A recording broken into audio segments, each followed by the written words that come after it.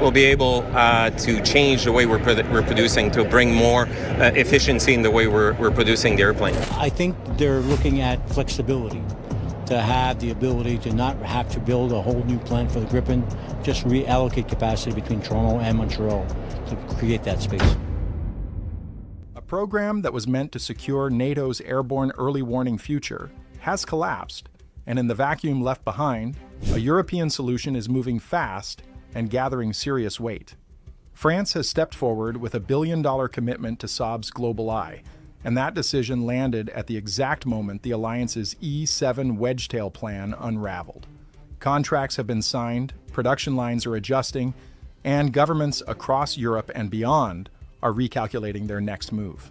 The shift is no longer theoretical.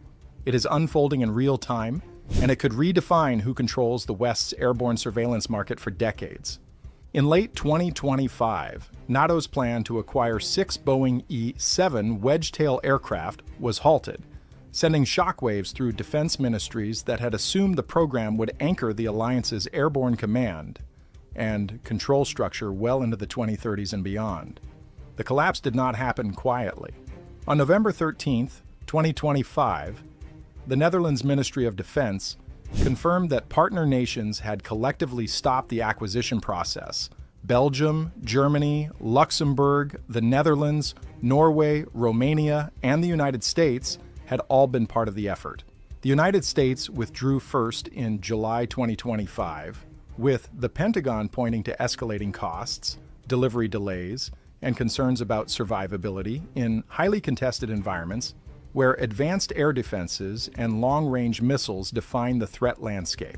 Once Washington stepped away, the financial backbone of the consortium weakened rapidly, and Dutch officials acknowledged that the strategic and economic foundation of the project had eroded beyond repair.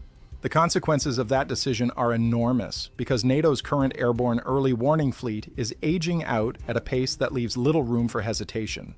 The alliance relies on 14 Boeing Barajet 3A Sentry aircraft based in Geilenkirchen, Germany. Those planes entered service in 1982 and sit on the Boeing 707 airframe, a design that dates back to the 1950s. Spare parts are harder to source, maintenance demands are rising, and the aircraft are scheduled to retire by 2035. That timeline leaves less than a decade to field a replacement for one of NATO's most critical capabilities. Secretary General Mark Rutte has acknowledged the urgency and emphasized that the replacement process must accelerate, underscoring how tight the window has become. The Wedgetail had been presented as the natural successor. Built on the Boeing 737 airframe and equipped with advanced radar and mission systems, it was intended to modernize airborne surveillance while integrating seamlessly into NATO's command architecture. Yet, rising costs and performance concerns in high-threat scenarios eroded confidence among member states. When the United States exited, European partners faced a stark calculation about whether to shoulder the burden alone or reassess entirely. They chose to reassess, and that decision opened the door for Saab's GlobalEye to move from an alternative to a serious front-runner. France moved quickly. On December 30, 2025, the Direction Générale de l'Armement signed a contract worth 12.3 billion Swedish kroner, roughly $1.3 billion US dollars, for 2 GlobalEye airborne early warning and control aircraft, with options for 2 additional units. Deliveries are scheduled between 2029 and 2032. The aircraft will replace France's 4 Boeing E-3F Sentry planes that have been in service since 1991. By selecting GlobalEye, Paris aligned its airborne early warning future with a Swedish-Canadian partnership built around Saab and Bombardier rather than an American prime contractor. The timing was impossible to ignore because the French commitment arrived only weeks after NATO's Wedgetail plan collapsed. GlobalEye is built on the Bombardier Global 6500 business jet platform. Bombardier manufactures the airframe at its advanced facility near Toronto Pearson International Airport. A site opened in 2024, following a $670 million private investment. Around 2,000 workers operate across 17 production stations, assembling aircraft that continue to be produced for the commercial market. Saab has already received multiple Global Series aircraft from Bombardier for conversion into GlobalEye systems. Once the airframes arrive in Linköping, Sweden, Saab integrates the Erie Extended Range Radar and a comprehensive suite of mission systems that enable simultaneous surveillance across air, sea, and land domains. The performance metrics explain much of the appeal. GlobalEye offers detection ranges exceeding 450 kilometers, endurance beyond 11 hours, and the ability to track low-flying drones, cruise missiles, naval movements, and traditional aircraft within a single integrated picture.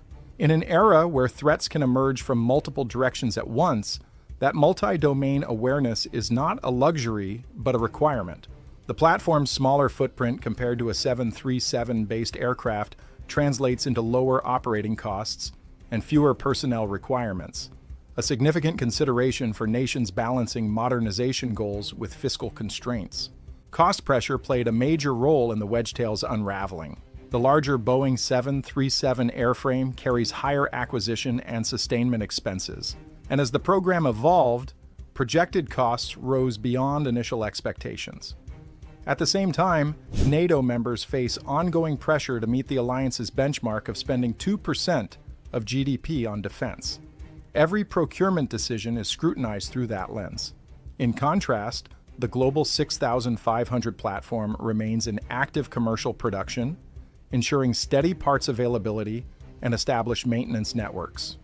Over a projected 25-year life cycle, operating expenses are significantly lower than legacy 707-based systems and are widely viewed as competitive against the 737 alternative. France is not alone in turning towards Saab's system. The United Arab Emirates became the first export customer, ordering 5 GlobalEye aircraft delivered between 2020 and 2024 under a program valued at 23 billion Swedish kronor. Sweden itself has ordered 3 aircraft for its Air Force, with deliveries beginning in 2027. With France's 2 firm orders and 2 options, 10 aircraft are now confirmed across 3 nations, with the potential to reach 12 if Paris exercises its additional options. Saab's chief executive officer, Mikkel Johansson, stated during the company's February 2026 earnings call that 9 NATO partner countries are evaluating options for a shared airborne early warning capability through the NATO Support and Procurement Agency, with a decision expected in the first half of 2026. Germany and Denmark have been identified as expressing serious interest, and analysts have pointed to Qatar and Saudi Arabia as additional prospects in the Middle East. The scale of potential orders is substantial. If 9 NATO countries converge around a common solution, and each acquires between 2 and 4 aircraft, total demand could range from 18 to 36 units. Based on France's contract, which implies a unit cost near $650 million, that translates into potential additional contracts worth roughly $11 billion to more than $23 billion. Saab currently produces about 3 GlobalEye aircraft per year, so fulfilling such demand would require significant expansion of production capacity, directly benefiting Bombardier's Toronto operations, where each airframe originates before conversion in Sweden. This surge in interest coincides with a record-setting financial period for Saab. In the final quarter of 2025, the company reported 100 billion Swedish kroner in total orders, roughly $11 billion US, marking the strongest quarter in its history. That surge was not driven by projections, but by signed agreements. In November 2025, Colombia signed a $3.6 billion contract for 17 Gripen E and F fighters, elevating Saab's position in Latin America and demonstrating that the aircraft can compete directly with American and European rivals in a region historically influenced by other suppliers. In August 2025, Thailand ordered 4 Gripen E aircraft for approximately $550 million, reinforcing an existing partnership and expanding Saab's footprint in Southeast Asia. Interest from Ukraine added another layer of attention. In October 2025, President Volodymyr Zelensky visited Saab's production facility in Linköping and publicly expressed interest in acquiring between 100 and 150 Gripen fighters, with negotiations ongoing and closely monitored across Europe. Peru has evaluated the Gripen alongside the F-16 Block 70 and the Dassault Rafale for a potential 12 aircraft purchase, further illustrating that Saab is consistently appearing in competitive shortlists rather than operating on the margins of the fighter market. The Gripen E is now on order or in service with Sweden, Brazil, Colombia, and Thailand, and additional prospects continue to emerge as defense budgets expand and governments reassess long-term supplier dependence. Canada has entered the conversation in a way that could reshape North American defense production.